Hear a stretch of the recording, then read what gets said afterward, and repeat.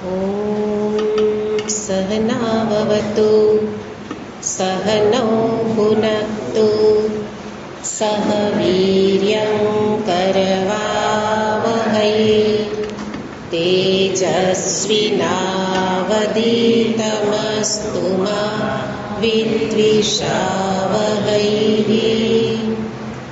ॐ शान्ति शान्ति शान्तिः। शङ्करं शङ्कराचार्यं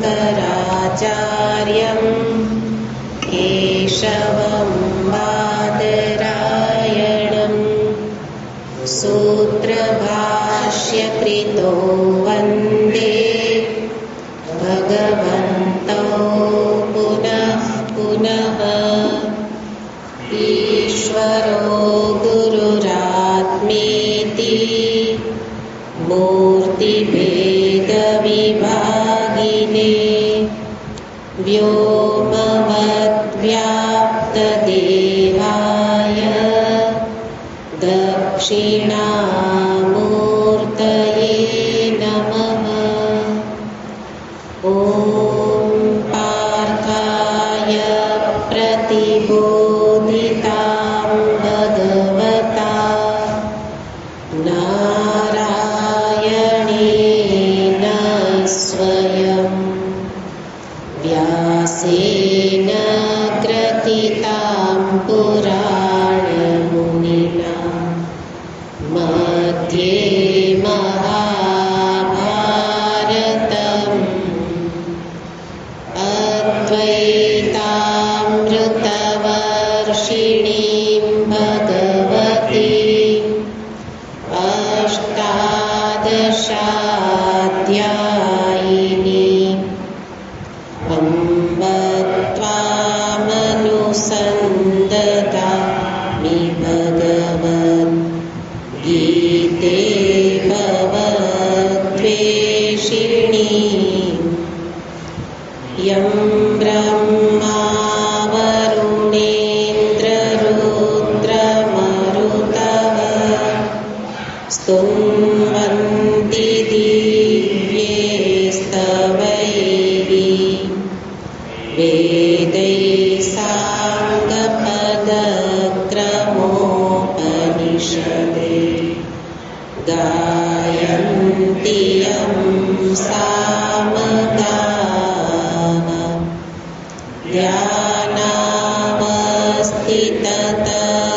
ध्यानावस्थिततद्गतेन मनसा पश्यन्ति यं योगिनो यस्यान्तं न विदुः देवाय तस्मै नमः। यस्यान्तं न विदुः देवाय तस्मै नमः।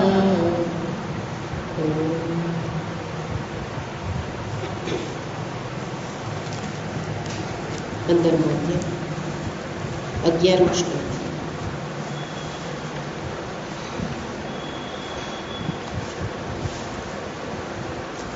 श्रीभगवानुवाच यतन्तो योगिनश्चैनं पश्यन्त्यात्मन्यवस्थितं यतन्तोऽप्यकृतात्मानो नैनं पश्यन्त्यचेतसः यदादित्यगतं तेजो जगद्भासयतेऽखिलं यच्चन्द्रमसि यच्चाग्नौ तत्तेजो विद्धि मामकम् गामाविश्य च भूतानि धारयाम्यहम्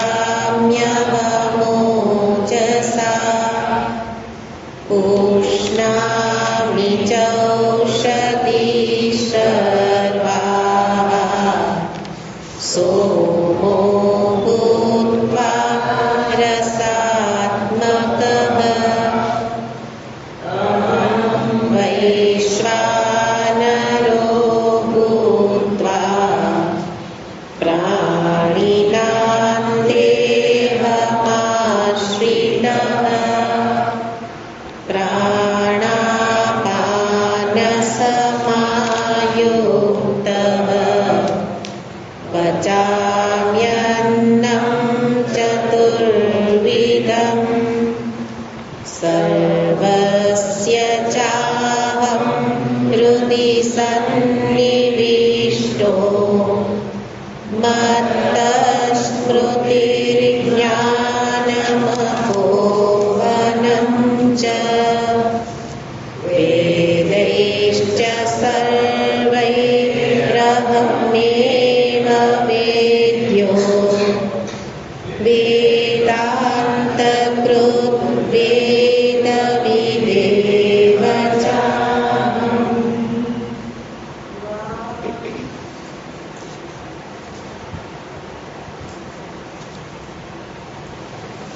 ભગવાન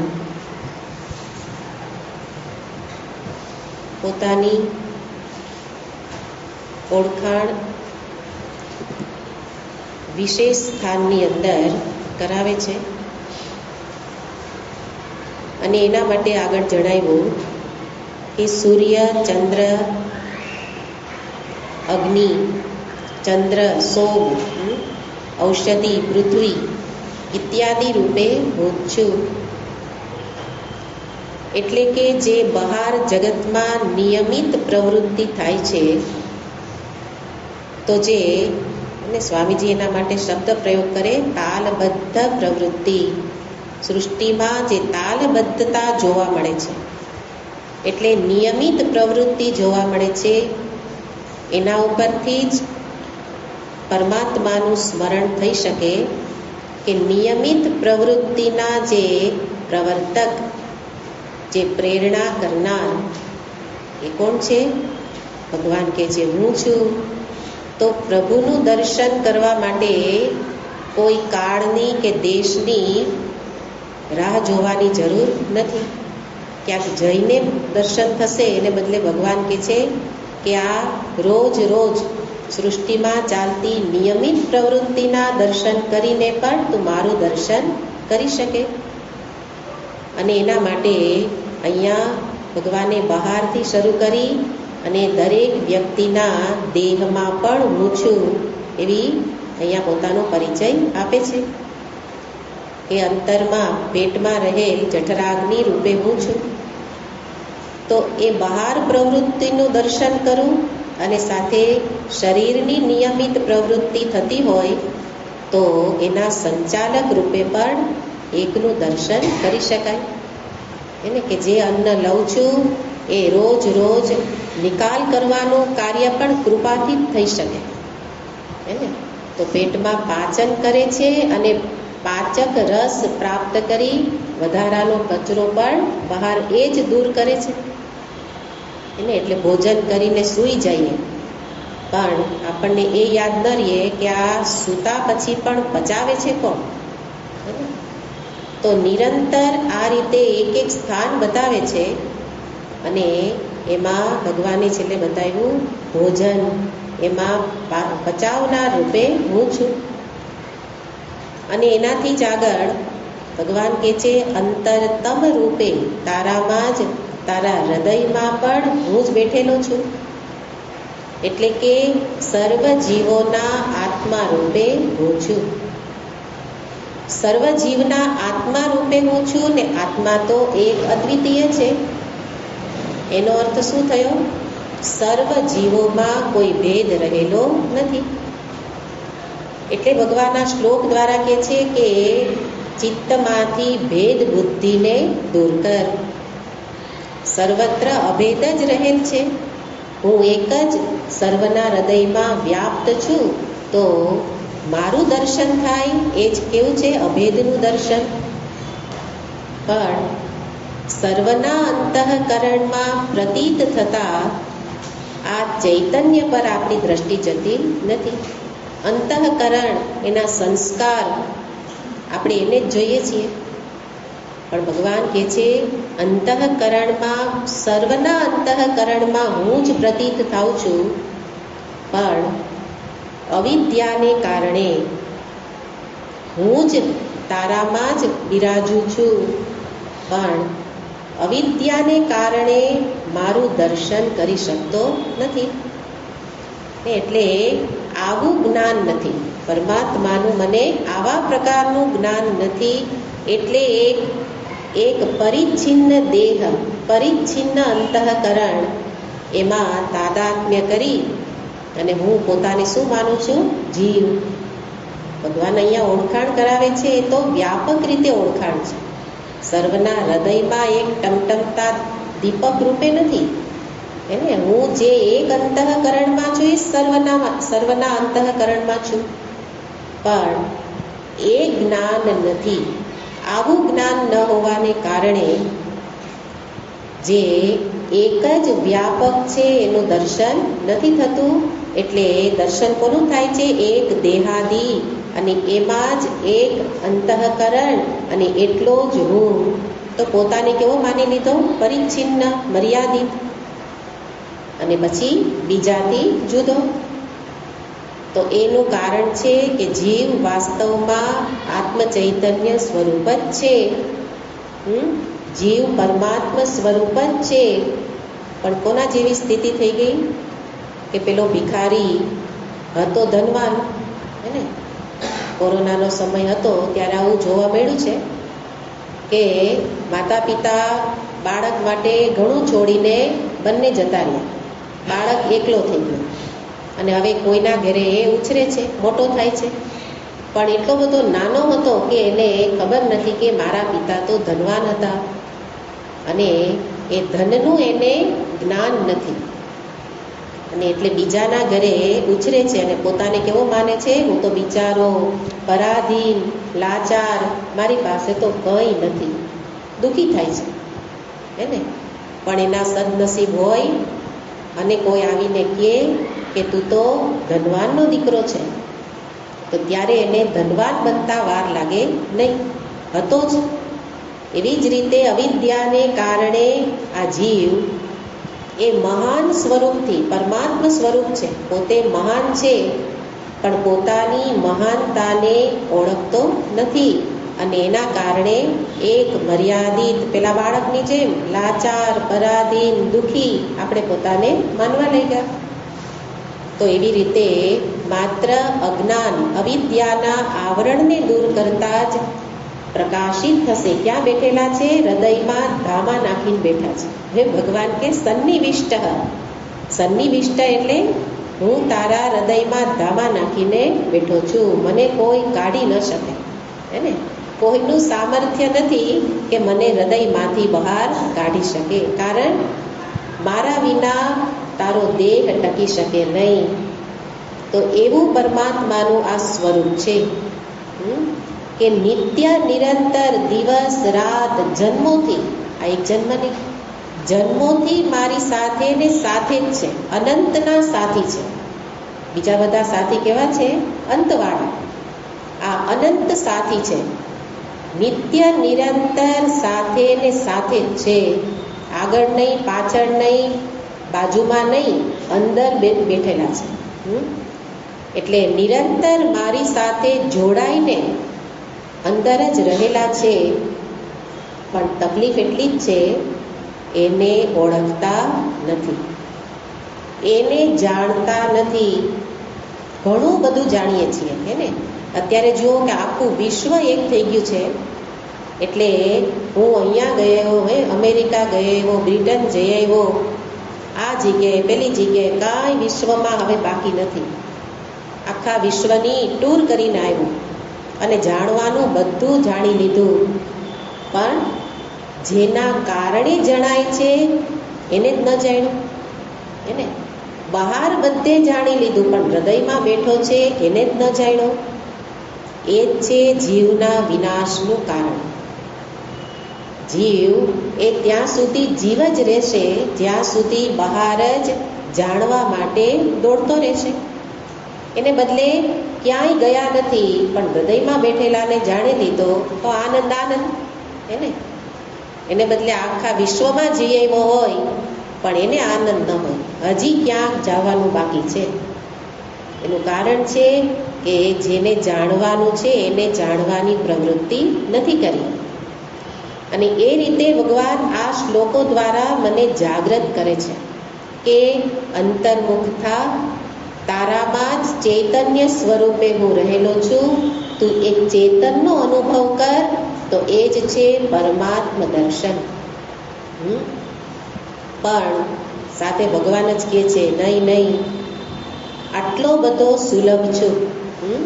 એટલે જુઓ કે આપણા ઈશ્વર, આપણા એટલે બધાના ઈશ્વર વાસ્તવમાં એટલા બધા સીધા સાદા છે અને એટલા બધા સરળ છે, એટલી સરળતાથી પ્રાપ્ત થઈ જાય એવા છે, પણ એને પ્રાપ્ત કરવા માટે ઊંધા થઈ જાય. હે ને કે હું આટલા યોગાસન કરી લઉં, આટલો ઊંધો પડી જાઉં, આટલી જગ્યાએ તીર્થયાત્રા કરી લઉં, આટલું આટલું કરી લઉં, પછી મળશે. પણ મળેલા જ છે, પણ જાણતા નથી. એટલા સરળ રીતે મળે એમ છે, પણ એક જ વસ્તુ આપણાથી થતી નથી, એને જાણવાની પ્રવૃત્તિ નથી થતી. એને સત્સંગ કેટલાને ગમે, બીજું બધું બહુ ગમે, પણ સત્સંગ ન ગમે એનું કારણ ઈશ્વરની ઓળખ છે આમાં, પણ એને ઓળખવા જ નથી. એને જો એને ઓળખી લઈએ તો આ બધી દોડધામ બધી છૂટી જાય, અને મારે એ છોડવી નથી. હે એટલે એને ઓળખવાનો પ્રયત્ન નથી કરતા. તો ભગવાન કહે છે કે માં જીવનો વાંક નથી, મારી ઓળખાણ તો હું જ કરાવી શકું. મત્તઃ, મારી કૃપાથી જ મને કોઈ પામી શકે. છું તો હૃદયમાં જ, સર્વના હૃદયમાં છું. પાપી પુણ્યાત્મા હે ને એવા ભેદ મારે નથી, પણ પ્રાપ્ત કરનારના અંતરને અધીન. એટલે ગયા વખતે આપણે જોયું હતું કે મત્તઃ એટલે ભગવાન કે છે મારાથી જ, મારી સ્મૃતિ, મારું જ્ઞાન અને એ જ્ઞાનનું વિસ્મરણ, અપોહન, બધું કોનાથી છે? મારાથી. પણ આપણે એક અર્થ જોયો કે સામાન્ય કારણ પરમાત્મા છે. કોઈને સ્મૃતિ થાય, જ્ઞાન થાય કે એનું વિસ્મરણ થાય, એ સર્વમાં એક સામાન્ય કારણ પરમાત્મા છે. કે જો મને ઈશ્વરની સ્મૃતિ અથવા તો કોઈ પણ વસ્તુ યાદ રહેતી હોય, તો એ દેહમાં ચેતન છે એટલે થાય છે. પણ છે સર્વના દેહમાં, છતાં સર્વને સ્મૃતિ જ્ઞાન નથી થતા. એટલે આપણે જોયું હતું કે બીજું કારણ ભગવાન ભાષ્યકાર બતાવે છે. એટલું મહત્વનું કારણ છે કે આટલા સુલભ છે, સરળતાથી મળી જાય એવા છે, છતાં કેમ મળતા નથી? એનું કારણ છે કે આ બીજું કારણ આપણી પાસે પ્રાપ્ત નથી. અને એના માટે ભાષ્યકાર કહે છે યેષામ પુણ્યકર્મિણામ પુણ્યકર્મ અનુરોધેન. બીજો વિશેષ હેતુ બતાવે છે સ્મૃતિ, જ્ઞાન અને અપોહન માટે. કે સર્વને સ્મૃતિ, જ્ઞાન, અપોહન મારાથી છે. પહેલું કારણ શું બતાવ્યું? હું સર્વના દેહમાં ચેતન રૂપે છું, અને ત્યારે જે સ્મૃતિ વગેરે થઈ શકે. પણ સર્વના દેહમાં ચૈતન્ય તો વ્યાપ્ત છે, છતાં બધાને થતું નથી. એનું કારણ છે બીજો વિશેષ હેતુ બધામાં નથી. બધાના ચિત્તમાં આ વસ્તુ નથી. કઈ? પુણ્ય કર્મથી પ્રાપ્ત થયેલું પુણ્ય, સત્કર્મથી જન્ય પુણ્ય, એ પુણ્ય સર્વના ચિત્તમાં નથી, એ સંસ્કાર નથી. એનો અર્થ ભગવાનનું દર્શન કરવા માટે સૌથી મોટું સાધન હોય તો પુણ્ય. પુણ્ય, વિશેષ પુણ્ય જાગૃત થાય, એમાંય પાછી ભગવાનની કૃપા જોઈએ. પણ મારો પ્રયત્ન શું હોય? નિરંતર સત્કર્મમાં લાગી રહો. ખૂબ પુણ્ય ભેગા થાય તો આ સરળતાથી છે ને, બધામાં સરળતાથી ઉપલબ્ધ જ છે, હૃદયમાં બેઠા છે. પણ વચ્ચે જે વિઘ્નરૂપ છે એ આ સંસ્કાર છે. અને એટલે કે છે કે જેના જીવનમાં ભક્તિ નથી, સેવા, પૂજા, સત્સંગ, હે ને, સ્વાધ્યાય, શાસ્ત્રનો સ્વાધ્યાય, અને એનાથી આગળ બહારથી શરૂ કરો વ્યવહાર શુદ્ધિ, સ્વભાવ શુદ્ધિ, આ બધું જરૂરી છે. સીધું હું આત્મા છું, બ્રહ્મ છું, તો ભગવાન કહે તો છો જ, હે ને, છતાંય પણ તને આ સ્મૃતિ જ્ઞાન નહીં થાય, પણ કોને થશે? જેનું જીવન ધર્મમય છે. એક શબ્દમાં, જેનું જીવન ધર્મમય છે એને જરૂર થશે. એટલે જીવનની એક એક ક્ષણ, એક એક વ્યવહાર પ્રતિ કેટલી બધી સજાગતાની જરૂર છે. કે કોઈ વ્યવહાર મારાથી વિપરીત ન થઈ જાય. અધર્મ મોટા અધર્મ તો નથી કરતા, પણ મન વચન કર્મથી વિપરીત વિચાર કરવો, વિપરીત વર્તન કરવું એ પણ અધર્મ છે. તો ભગવાન ભાષ્યકાર કહે છે કે જેનું જીવન બહારથી વ્યવહાર શુદ્ધિ છે, વ્યવહારમાં ધર્મ પાલન છે, અને સ્વભાવમાં પણ એ નમ્રતા ઇત્યાદિ જેનામાં ગુણ રહેલા છે. અને એટલે પછી આ બધી જ સાધન સંપત્તિ આવી જશે. અભયમ સત્વ સંશુદ્ધિ 16મા અધ્યાયના 3 શ્લોક, અમાનિત્વાદિ 13મા અધ્યાયના 5 શ્લોક. તો એ બધું પણ આ સ્વભાવ શુદ્ધિ માટે જરૂરી છે. અને પછી સાધન ચતુષ્ટય, વિવેક, વૈરાગ્ય, સમાધિ, સંપત્તિ, મુમુક્ષા. આટલું બધું ભગવાન ભાષ્યકારે એક શબ્દમાં કહી દીધું, યેષામ પુણ્ય કર્મિણામ. આ પુણ્ય કર્મ જેના છે એનાથી સ્મૃતિ, જ્ઞાન સ્મૃતિ ભવતઃ, એનાથી જ પરમાત્માની સ્મૃતિ અને એનું જ્ઞાન થઈ શકે. એટલે મને ભગવાને સચેત કરી છે ને કે ચિત્ત પહેલા તો ચિત્તનું નિર્માણ કરો. સુલભ છું, અત્યંત સમીપ છું, સરળતાથી ઉપલબ્ધ છું, છતાંય નહીં મળું. કેમ? ચિત્તનું નિર્માણ નથી થયેલું. ચિત્ત કલુષિત છે, અશાંત છે. ભગવાને ગીતાજીમાં બધી વસ્તુ બતાવી દીધી. બીજા અધ્યાયમાં એ અશુદ્ધિની પતનની સીડી બતાવી. ક્રોધાત ભવતિ સંમોહ, સંમોહાત સ્મૃતિ વિભ્રમ. ત્યાં શું કહી દીધું? સ્મૃતિ વિભ્રમ. અને અહીંયા શું કીધું? મત્તઃ સ્મૃતિ. તો બે વસ્તુ થઈ ને સાથે, કે સ્મૃતિને એનો નાશ કરનાર કોણ છે? આ ક્રોધ વગેરે. ચિત્તની અશુદ્ધિ હશે તો સ્મૃતિ નહીં થાય, અને ચિત્ત શુદ્ધ હશે, ચિત્ત શાંત હશે તો શાંત ચિત્તમાં જ પરમાત્માનું સ્મરણ થઈ શકે. એટલે આટલી આવશ્યકતા મારા માટે છે. આપણને સીધી શાંતિ જોઈએ, સીધું પરમાત્માનું દર્શન કરવું છે, હે ને, સીધું આત્મજ્ઞાન મેળવવું છે. પણ જીવન તો કેવું જીવવું? મારા મન મુજબ. તો એવી રીતે ભગવાન કહે છે અહીંયા એ સ્મૃતિ કે જ્ઞાન પ્રાપ્ત નહીં થાય. એટલે સત્વની સમૃદ્ધિ હશે તો જ સ્મૃતિનું સામ્રાજ્ય પ્રાપ્ત થશે. એક વાક્યમાં સત્વની સમૃદ્ધિ એટલે ચિત્તમાં સત્વ ભર્યો હશે. સત્વમય ચિત્ત, સત્વની સમૃદ્ધિ હશે તો જ સ્મૃતિનું સામર્થ્ય પ્રાપ્ત થશે. નહીં તો જાણીએ છીએ કેટલું, ઘણા વખતથી જાણવાનો પ્રયત્ન કરીએ છીએ, પણ પહેલાં તો સમજાતું નથી, અને સમજાય તો યાદ રહેતું નથી. હે ને? તો એનું કારણ બતાવ્યું કે નથી થતું તો કાર્ય ક્યાં અધૂરું છે? જીવન વ્યવસ્થિત નથી. એટલે આપણા જીવનને જોવાનું, સવારથી રાત સુધી જીવનમાં દરેક વ્યવહારના કેન્દ્ર સ્થાને પરમાત્મા હોવા જોઈએ. આખું જીવન એક એક વ્યવહાર. હમણાં બાલ વિહારમાં બાળકનો પ્રશ્ન બહુ સરસ હતો કે 16મા અધ્યાયની સંપત્તિ એને સમજાવતી હતી. તો કે પણ માતાજી આ બધું એક એક આવતા તો બહુ વાર લાગે હો. હે ને?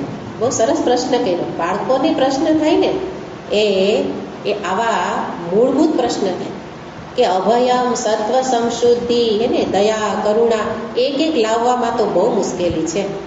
મેં કીધું ગુણો તો અંદર પડેલા જ છે, હે ને, ગુણો પડેલા જ છે, ખાલી એને પ્રગટ કરવાના છે, કાંઈ લઈ આવવા જ નથી. એક એક ગુણ લાવીશ તો એક આવી ન શકે, કારણ બહાર નથી, અંદર જ છે.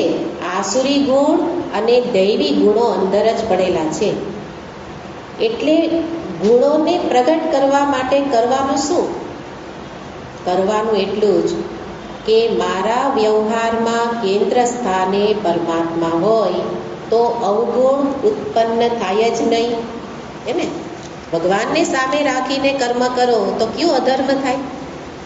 તો પણ એક એક કર્મ સાથે, એટલે સજાગતા એ જ સાધના છે. એક એક વ્યવહારમાં કેન્દ્રમાં કોણ છે? મોટા મોટા વ્યવહાર જુઓ, ખાલી નાના નાના તો બોલવું ચાલુ એ તો પછીની વાત છે. એને કે ઘરમાં કોઈ ઓફિસ કાર્ય એને કમાવાનું કામ કરે છે, કોઈ રસોઈ કામ કરે છે, કોઈ ઘરની સફાઈ કરે છે, કોઈ બજારની વસ્તુ લાવે છે, બધાને કામ વેચાઈ ગયેલા છે. પણ આપણે કોના માટે કરીએ છીએ? નિરંતર પ્રશ્ન કરવાનો, આ કોના માટે રસોઈ બનાવું છું? કોના માટે કમાવું છું? હે ને, કોના માટે જીવન જીવું છું? આપણે બોલી જ દઈએ છીએ, તમારા માટે આખું જીવન ઢસરડો કર્યો. એ ઢસરડો જ છે.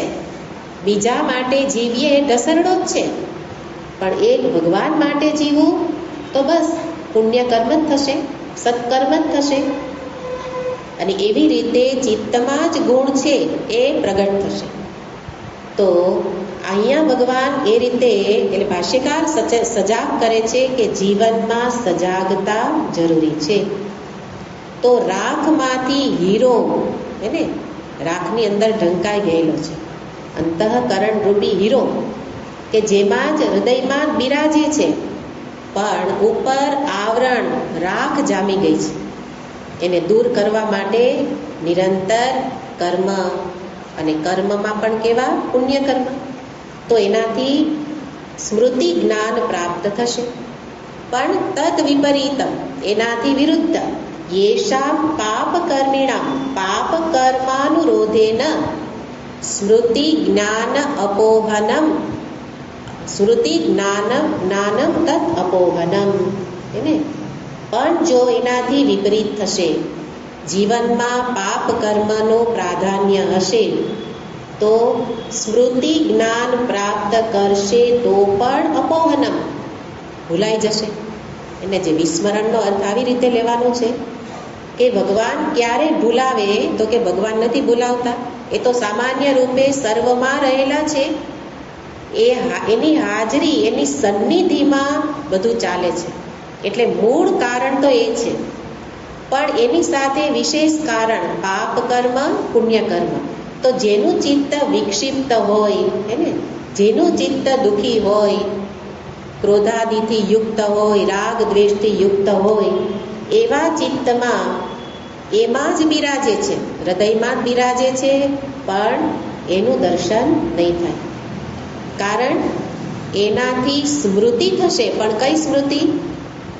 જગતમાં વસ્તુ વ્યક્તિનું રાગ દ્વેષથી યુક્ત ચિંતન થશે. કોણે શું કર્યું, એને કોણે શું આપ્યું, ન આપ્યું, ક્યાં ગયા હતા, એટલે બીજી વ્યક્તિ વસ્તુનું ચિંતન થશે રાગ દ્વેષથી યુક્ત. પણ પરમાત્માની સ્મૃતિ, પરમાત્માનું જ્ઞાન એ તરત ભૂલાઈ જશે. તો આ બે મુખ્ય કારણ છે. અને એને બતાવતા ભગવાને શબ્દ પ્રયોગ કર્યો છે, મત્ત સ્મૃતિ જ્ઞાનમ અપોહનમ. એને તો જીવનમાં મને સજાગ કરીને બતાવે છે કે સીધું આગળથી શરૂઆત તો કર્યું કે સર્વમાં હું જ વ્યાપ્ત છું, સર્વના હૃદયમાં છું. તો એક પરમાત્મા જ સર્વમાં છે, પણ કેમ દેખાતા નથી? તો જ્યારે પ્રશ્ન થાય ત્યારે ફરી પોતાના ચિત્તરૂપી દર્પણમાં જ ડોકિયું કરવાનું. દર્પણમાં ડોકિયું કરી લ્યો તો ખબર પડી જશે કે આટલું મેલું, અરે રે, છી છી છી. બહાર જઈએ તો કરે, અરે રે કેટલું ગંદુ છે. ગંદામાં બેસવું ગમે? ભગવાને કે તારું ચિત્ત તો જો, એમાં કેમ બેસું? છતાંય બેઠો છું, એને પણ જરાક સફાઈ તો કર. સફાઈ કર તો બહાર હમણાં દિવાળી આવશે ને, તો આખો દિવસ રાત સફાઈ પાછળ જામી પડશે. પણ સાચી દિવાળી ક્યારે ઉજવાય? ચિત્તની સફાઈ થાય ત્યારે. અને એનો ઉપાય શું છે? નિરંતર શાસ્ત્રનો સ્વાધ્યાય. નિરંતર પરમાત્માનું ચિંતન હે ને, જો કે સત્સંગ મને ઢંઢોળવાનું કામ કરે. અને એટલે અહીંયા કૃપાથી બધું થશે. મત્તઃ શબ્દ દ્વારા એવું જ બતાવવું છે કે મારી કૃપાથી. પણ મારી કૃપાથી બધું સ્મૃતિ જ્ઞાન પ્રાપ્ત થાય, પણ કૃપા મેળવવા તો કંઈ કરવું પડે ને. કૃપા મેળવવા માટે પુણ્ય કરવા. એટલે જ્યારે ભગવાન જ્યાં પણ કહે કે મારી કૃપાથી જ હું પ્રાપ્ત થાઉં છું, હે ને, યમે વૈશ્ય વૃણુતે તેન લભ્ય, હું વરણ કરું એ જ મને પ્રાપ્ત થઈ શકે. અને આપણે કહીએ હા હા સત્સંગ ભગવાનની કૃપા હોય તો થાય. જુઓ ને આ ઘરમાંથી ક્યાં ઊંચા આવીએ છીએ, બધુંય બરાબર છે, પણ તોય સારું નીકળાતું જ નથી. ભગવાનની કૃપા નથી, હે ને. આ જવાબ નથી. આ આપણી આસક્તિને પોષીએ છીએ. આપણી આસક્તિ ઘર પરિવાર બાળકોમાં એટલી બધી છે કે એને છોડવાની વૃત્તિ નથી, હે ને. 1 કલાકે નથી છોડી શકતા. પછી આપણે શું કહે, આવવાનું છે ને રેકોર્ડિંગ. રેકોર્ડિંગ આવવાનું જ છે. હા, રેકોર્ડિંગ કોને ઉપયોગ થાય? કે જેને સુલભ નથી અને અંતરમાં તીવ્ર જિજ્ઞાસા છે, એને ઉપયોગી છે. અને બાકી તો 15 વાર ભલે ને એક પ્રવચન સાંભળો, ઉપયોગી નહીં થાય. કારણ સુલભ છે, સરળતાથી પ્રત્યક્ષ શ્રવણ મળે છે, અને આપણે એનો ઉપયોગ ન કરીએ. અને પછી શું કહે, કૃપા નથી. કૃપા થાય જ નહીં, કારણ પુરુષાર્થ વિના કંઈ મળે નહીં. એ કદાચ જગતની અંદર હોય કે અધ્યાત્મના ક્ષેત્રમાં હોય. પુરુષાર્થ વિના કૃપા ન થાય. અને પુરુષાર્થ શું છે? ભગવાન ભાષ્યકારે બહુ મહત્વનું વાક્ય વાપર્યું, યેષા પુણ્યકર્મિણા પુણ્ય કર્માનુરોધેન. તો મારા જીવનમાં પુણ્ય કર્મ ખૂટે છે, પુણ્ય ખૂટે છે. કૃપા નથી. કારણ બરાબર છે, સત્સંગ પ્રાપ્ત છે, નથી કરી શકતા, કૃપા નથી. કૃપા નથી એનું કારણ વિચાર કરો, પુણ્ય ખૂટે છે. એટલે જ્યારે કોઈ વ્યક્તિનો સત્સંગ બંધ થાય ને, એટલે હું આ જ વાક્ય બોલું છું, એનો દોષ નથી, પુણ્ય ખૂટે છે. પુણ્ય ખૂટે છે, પણ દોષનો ટોપલો કોને ઓઢાડ્યો? ભગવાન ઉપર, કે એની કૃપા નથી. તો આ મહત્વની વસ્તુનો વિચાર અહીંયા કરવાનો છે કે ઈશ્વર કૃપા સર્વત્ર બધાને ઉપલબ્ધ છે, પણ આ 2 ફેક્ટર, પાપ અને પુણ્ય, એ જ જીવનની દિશાને બદલાવી નાખે છે. એટલે મારે તો નિરંતર જાગૃત રહેવું પડે કે કૃપા તો મારે મેળવવાની છે. કૃપા મેળવવાની છે, એટલા માટે નિરંતર એક તક, પુણ્યની તક ચૂકવું નહીં, ઝડપી લઉં. એ રીતે જીવન જ્યારે ધર્મમય બનશે, પુણ્ય પ્રાપ્ત, તો ઈશ્વર કૃપા થશે. અને ત્યારે અહીંયા તો ભગવાને કહ્યું સ્મૃતિ જ્ઞાન અપોહન, પણ ઈશ્વર કૃપાથી એક મહાત્માએ સરસ કહ્યું છે કે 3 વસ્તુ ઈશ્વર કૃપાથી પ્રાપ્ત થાય. એને આપણે કૃપા કોને કહીએ? આ લીલી વાડી લીલી વાડી થઈ ગઈ એને શું માનીએ? કૃપા. દીકરાના દીકરા, એને ઘેરે દીકરાઓ બધા સુખ શાંતિથી રહે છે, ખૂબ કમાય છે, વિદેશમાં જાય છે, હરે છે, ફરે છે, ભગવાનની ખૂબ કૃપા છે. મહાત્મા કહે છે કે નહીં, એ તો અવકૃપા છે કે મારાથી તને દૂર કર્યો. પણ વાસ્તવિક કૃપા કઈ છે? તો કે છે ચિત્તમાં વૈરાગ્યનો ઉદય થવો, એ મહાન કૃપા છે. કારણ વૈરાગ્ય વિના ઈશ્વર પ્રાપ્તિ થશે નહીં. આપણને બધે રાગના ક્ષેત્ર પ્રાપ્ત થાય એને કૃપા માનીએ. મહાત્મા શું કહે છે? વૈરાગ્યનો ઉદય થવો. વૈરાગ્ય એટલે ઘર છોડી દેવું નહીં, આ મારા કામનું નથી. ભલે ભગવાને સરસ ઘરમાં બધાને સેટ કરી દીધા, બધું સેટલ છે, જરૂરી છે. સેટલ હોય નહીં તો એની ચિંતા રહીએ તો આપણને સમય ન મળે. બહાર બધું સેટલ છે, કૃપા જરૂર છે, પણ એનો ઉપયોગ કરી શકું તો કૃપા છે. અને એ કોણ ઉપયોગ કરે? આ બધું બરાબર છે, પણ મારા કામનું નથી. મુજે હે કામ ઈશ્વર સે, જગત રૂઠે તો રૂઠ ન દે. આ કૃપા છે. આવા પ્રકારના ચિત્તની સ્થિતિ એ કૃપા છે. તો વૈરાગ્ય પ્રાપ્ત થવો એ કૃપા છે. સાથે બતાવે છે શાસ્ત્ર પ્રતિપાદિત ઈશ્વરને જાણવા એ કૃપા છે. ઘણા બધા લોકો ભગવાનને જાણે જ છે એને, પણ શાસ્ત્ર પ્રતિપાદિત ઈશ્વર, વેદમાં દર્શાવેલા ઈશ્વરને જાણવા એ ઈશ્વર કૃપા છે. નહીં તો બધા પોતાની કલ્પના મુજબ ભગવાનને જાણે છે એને, આવા હશે અને પાછું એનું દર્શન કરી લીધું એ મોટો ભ્રમ એને. ઈશ્વરની ઓળખતા તો સાચી રીતે નથી અને પછી શું કે મેં ભગવાનનું દર્શન કરી લીધું, હવે કંઈ કરવાનું નથી. એટલે બીજો સંપૂર્ણ અવિદ્યામાં છે ને એ તો ભ્રમિત છે જ, પણ આ તો ભ્રમનોય સરદાર. કારણ એ ક્યારેય પાછો નહીં આવે, કારણ કે નિશ્ચય થઈ ગયો મેં ભગવાનનું દર્શન કરી લીધું. ક્યાં ભગવાન? મારી મનની કલ્પના મુજબના ભગવાન. અને એ કૃપા નથી. તો કૃપા કઈ છે? શાસ્ત્ર પ્રતિપાદિત ઈશ્વરને ઓળખવા, એટલે કે શાસ્ત્રનું જ્ઞાન મેળવવું એ કૃપા છે. અહીંયા ભગવાને કહ્યું ને જ્ઞાનમ મત્તઃ. અને ત્રીજી કૃપા છે ચિત્ત ગુરુમુખી બનવું. એ સૌથી મોટી કૃપા છે. ચિત્ત ગુરુમુખી એટલે ગુરુના માર્ગદર્શનમાં ચિત્ત વિચાર કરે, જીવન ચાલે, એ સૌથી મોટી કૃપા છે. કારણ શાસ્ત્રનો સ્વાધ્યાય પણ ઘણા બધા લોકો કરનારા છે હે, પણ કેવી રીતે? પોતાની જાતે.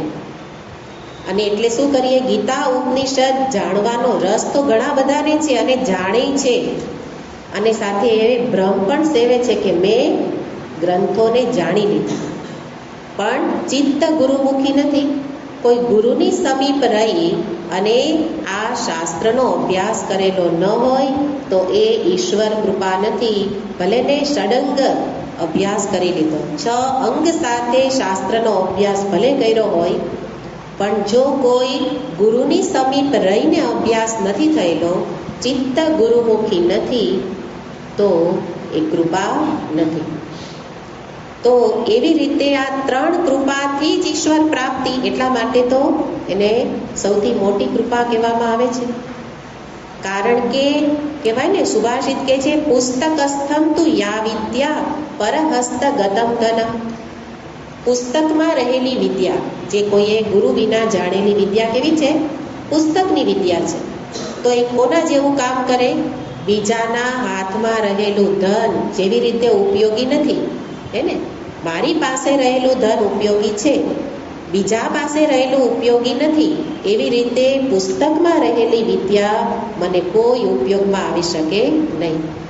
એટલે માત્ર જાતે અભ્યાસ કરેલો હોય, વેદશાસ્ત્રનો હોય તો પણ એ ઈશ્વર કૃપા કહેવાતી નથી. એટલે હંમેશા ઉપનિષદ સ્વયં બતાવે. ઉપનિષદમાં છાંદોગ્ય ઉપનિષદનું વિધાન છે, બતાવે છે કે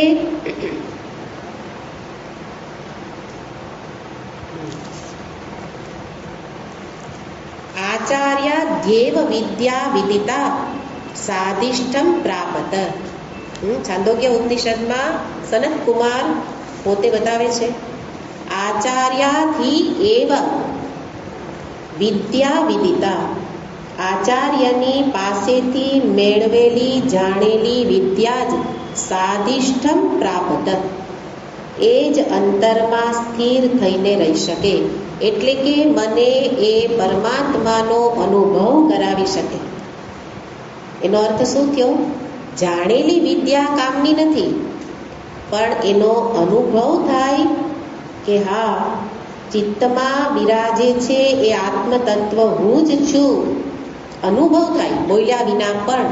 તો એ અનુભવ જનિત વિદ્યા જ ફળદાયી છે અને એ આચાર્યથી જ પ્રાપ્ત થાય.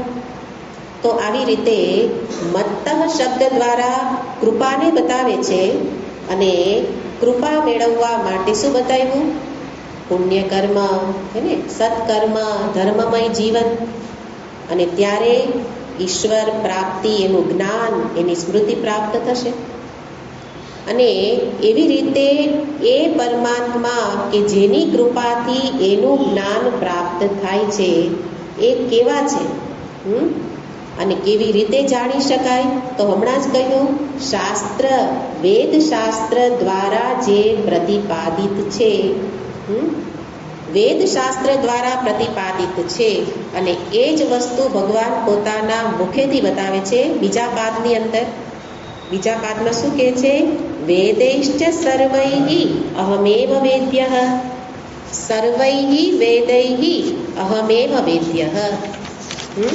તો અહીંયા વેદ પ્રતિપાદિત જ્ઞાન કરાવનાર સદગુરુ છે. સદગુરુ શું કરે? વેદનું જ્ઞાન કરાવે. પણ જ્ઞાન કોનું કરાવે? તો એને બતાવે છે કે વેદમાં કોનું પ્રતિપાદન છે કે જેને સદગુરુ બતાવે. તો ભગવાન કહે છે, સર્વૈઃ વેદૈઃ અહમ વેદ્યઃ. હું, મારું જ્ઞાન વેદ શાસ્ત્રમાં છે. ભગવાન કૃષ્ણ કહે છે, હું કે જે કૃષ્ણ એટલે નંદ યશોદાનો કે દેવકી વસુદેવનો પુત્ર નહીં, પણ હું કે જે ઈશ્વર છું, હું કે જે ઈશ્વર છું એનું જ્ઞાન વેદ શાસ્ત્ર કરાવે છે. અને આ વાક્ય એને કહે ને કે ભગવાને એટલા ગહન અર્થમાં આ શબ્દ પ્રયોગ કર્યો છે, એનો વિચાર મહાપુરુષોએ એટલો સરસ રીતે કર્યો છે કે એક નાના વાક્યને પણ એક મહાવાક્ય જેવું ગણી શકાય. માત્ર એક શબ્દને અધીન શબ્દ પ્રયોગ છે. બીજા પાદમાં જુઓ, વેદૈઃ ચ સર્વૈઃ અહમ એવ વેદ્યઃ. એની અંદર શબ્દ પ્રયોગ છે એવ. સર્વૈઃ અહમ એવ. એવ એટલે અવધારણ. અવધારણ એટલે એ નિશ્ચયપૂર્વક કે આવું જ છે, જકાર જેને આપણે કહીએ છીએ ને, તો એને તમે આગળ પાછળ મૂકી અને આ વાક્યને અનેક રીતે અર્થ કરી શકો. અને એ બધા અર્થને જાણીએ પછી જ સમજાય કે કેવી રીતે વેદશાસ્ત્ર પરમાત્માનું પ્રતિપાદન કરે છે. તો એમાંથી પ્રથમ એવ શબ્દને મૂકીને જોઈએ તો શબ્દ છે વેદૈઃ એવ. આપણે ત્રીજું વાક્ય જે છે શ્લોકની અંદર એને જોવાનું. પ્રથમ એવકારને ક્યાં મૂકવાનો? વેદૈઃ. વેદૈઃ એવ અહમ વેદ્યઃ. સર્વૈઃ વેદૈઃ એવ. વેદૈઃ એવ અહમ વેદ્યઃ. એનો અર્થ શું? પેલા આપણે સામાન્ય અર્થ જોઈએ, પછી એનો વિસ્તારથી જોઈએ. સર્વ વેદ, વેદૈઃ એવ એટલે વેદ જ. વેદ જ શું કહે છે? વેદ એટલે વેદ દ્વારા જ હું જાણી શકાવ. મને જાણવાનું એકમાત્ર સાધન છે વેદ જ. વેદૈઃ એવ એટલે વેદ જ. એનો અર્થ ઇતર સાધન વ્યાવૃત્તિ. બીજા સાધનોને ભગવાને દૂર કરી દીધા. બીજા કોઈ પણ સાધનથી હું પ્રાપ્ત નહીં થાઉં. પ્રાપ્ત તો કોનાથી થાય?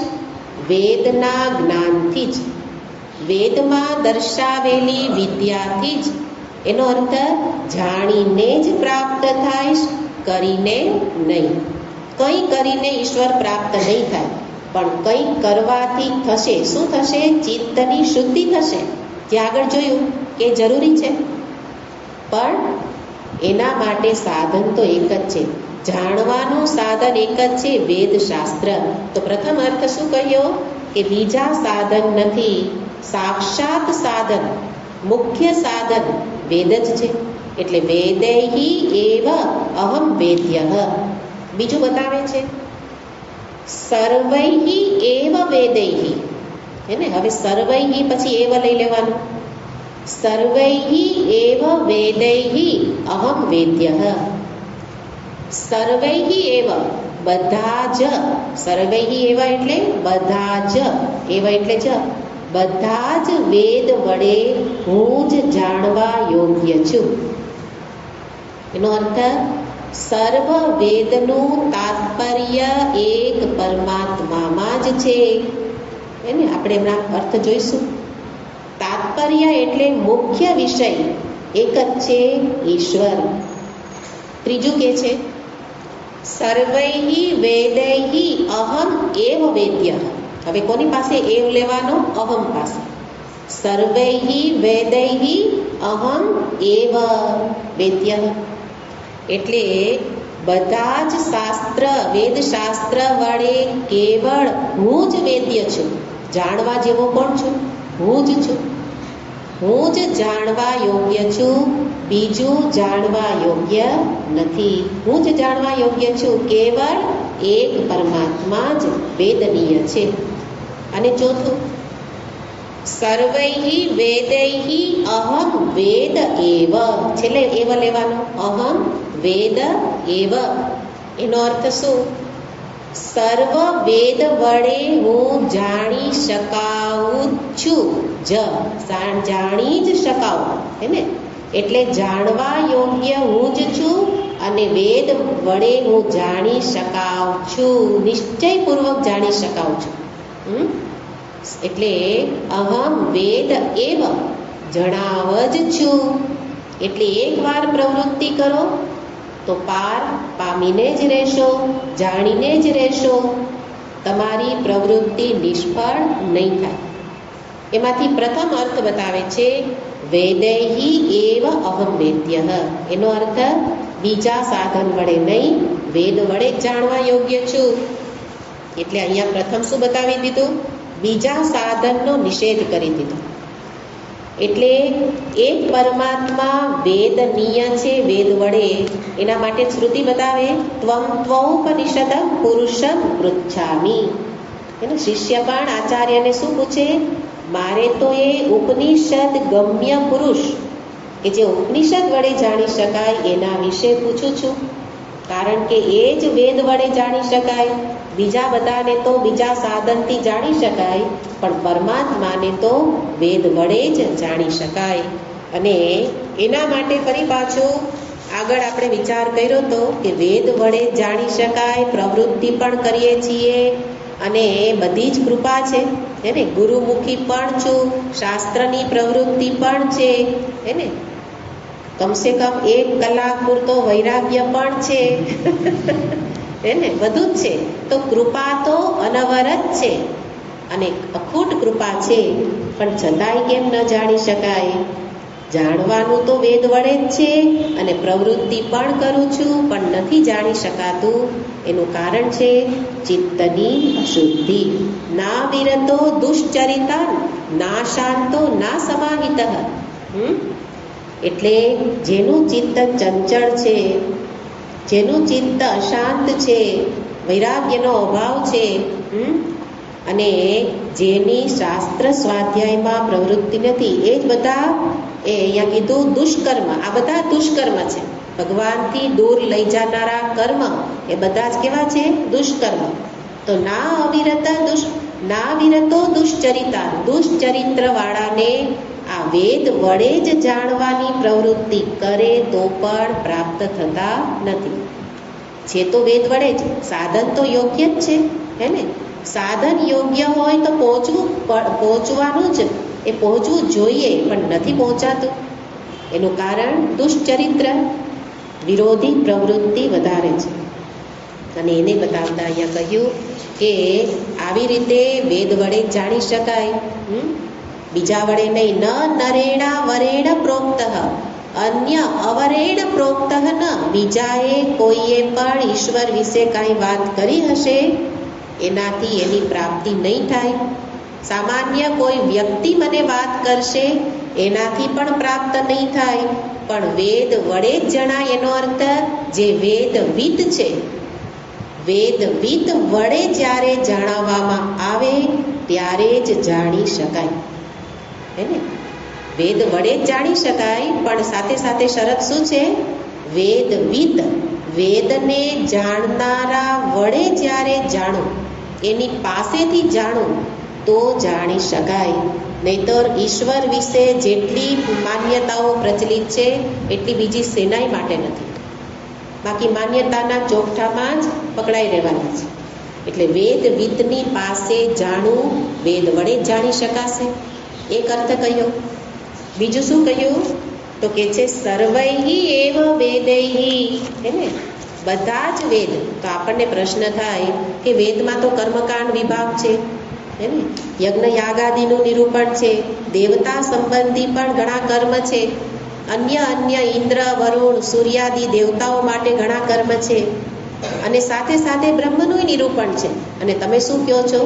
બધા જ વેદ વડે એક પરમાત્મા જ બતાવવામાં આવે છે. તો ત્યારે શું લેવાનું? આ બધું કર્મકાંડ કયો કે યોગ શાસ્ત્ર કયો કે જેટલા વિષયનું નિરૂપણ હોય એ બધા અંતે મને પરમાત્મા જ્ઞાન સુધી પહોંચાડવા માટે છે. એટલે મુખ્ય તો કોણ છે? પરમાત્માનું જ્ઞાન. અને એટલે સર્વ વેદનું તાત્પર્ય એકમાં જ છે. સર્વૈહિ કર્મોપાસના જ્ઞાન કાંડાત્મક કૈહિ વેદૈહિ. કર્મકાંડ અને જ્ઞાનકાંડ એટલે સર્વવેદ, એના વડે બ્રહ્મ જ પ્રતિપાદિત થાય છે. બીજા બધા એના માટે મને અધિકારીત્વ પ્રાપ્ત કરાવે છે. અને એટલે એક શ્લોકમાં સરસ કહ્યું છે, જે આપણા માટે જાણીતો શ્લોક છે. વેદે રામાયણે ચૈવ. ખાલી 4 વેદની જ વાત નથી. સર્વૈહિની અંદર શું લઈ લેવાનું? તો કે છે વેદે, વેદમાં, રામાયણે ચ, પુરાણે ભારતે તથા, પુરાણે ભારતે તથા, આદાવંતે ચ મધ્યે ચ, હરિ સર્વત્ર ગીયતે. આદાવંતે ચ મધ્યે ચ, હરિ સર્વત્ર ગીયતે. ત્યાં શું કહે છે? વેદમાં, રામાયણમાં, પુરાણમાં, મહાભારત, ભારત એટલે મહાભારતમાં, અને સાથે એટલે આટલા ગ્રંથ જે આપણા મુખ્ય ધર્મ ગ્રંથો કહેવામાં આવે છે. પુરાણની અંદર બધા પુરાણો આવી જશે. મહાભારત, રામાયણ, ભાગવતજી તો મહાપુરાણ છે. તો એ બધાની અંદર અને સાથે 4 વેદમાં શું કહે છે? આદાવંતે ચ મધ્યે, આગળ પાછળ મધ્યમાં સર્વત્ર હરિને જ કહેવામાં આવે છે. અને એ હરિ, એને જ અહીંયા શું કહે છે? બ્રહ્મ, એ જ આત્મા, એ જ કૃષ્ણ. અહીંયા કૃષ્ણ બતાવે છે. તો કે છે એવી રીતે સમગ્ર વેદનું તાત્પર્ય એકમાં જ છે. એને જ બ્રહ્મસૂત્રનું એક જ સૂત્ર છે, તત્તુ સમન્વયાત. બધી જ શ્રુતિઓનો સમન્વય કરી અને ત્યાં ભાષ્યકાર બતાવે છે સમગ્ર શ્રુતિઓ એક બ્રહ્મને જ બતાવવા માટે પ્રવૃત્ત થાય છે. તો સર્વૈહિ એવ વેદૈહિ બીજો અર્થ. ત્રીજો કે છે અહમેવ વેદ્યઃ. વેદ વડે હું જ જણાવું છું. હમણાં જ કહ્યું, સૂર્ય ચંદ્ર વરુણાદિના નામ તો આવે જ છે ને, વેદમાં જ આવે છે. તો કેમ આપણે એના વડે સૂર્યાદિને દેવતાઓને ન જાણી શકાય? તો કે છે ભગવાન કે એ રૂપે પણ હું જ છું. છે એમાં સૂર્ય વરુણ અગ્નિ ઇન્દ્ર બધાનું પ્રતિપાદન તો છે વેદની અંદર કે આ બધા ધર્મ ગ્રંથમાં, પણ ભગવાન કહે છે એ સર્વ રૂપે હું જ છું. હે ને, કોઈ વ્યક્તિ જુદી જુદી ભાષા બોલતી હોય, એક કહેશે પાણીને શું કહેશે? મને પાણી આપો. ગુજરાતી શું કે? મને પાણી આપો ને. સંસ્કૃત બોલનાર કહેશે જલમ આનય, હે ને. અને ઇંગ્લિશ બોલનાર શું કહેશે? મને ગીવ મી પ્લીઝ વોટર, હે ને. તો વોટર, પાણી, જલ, નામ 3 છે, પણ વેઇટર શું લઈ આવશે? ત્રણેય માટે એક જ વસ્તુ, પાણી. કારણ એકના જ અનેક નામ છે. એવી જ રીતે ભગવાન કહે છે સમગ્ર વેદમાં અહમ એવ, હું જ. એટલે ભગવાન પોતાના અહમથી બીજું કંઈ જોતા જ નથી, હે ને. બીજા જેવું જ કંઈ નથી. તો આ દેવતાઓના નામ અનેક ભલે હોય, અનેક વિષયોનું પ્રતિપાદન ભલે હોય, પણ એનાથી જાણવા યોગ્ય હું છું. અને સર્વ નામ રૂપ રૂપે એમાં દર્શાવેલા રૂપે હું જ છું. અને એવી રીતે અહમેવ વેદ્યઃ. અને ઉપનિષદ કે એકમ સત વિપ્રા બહુધા વદંતી.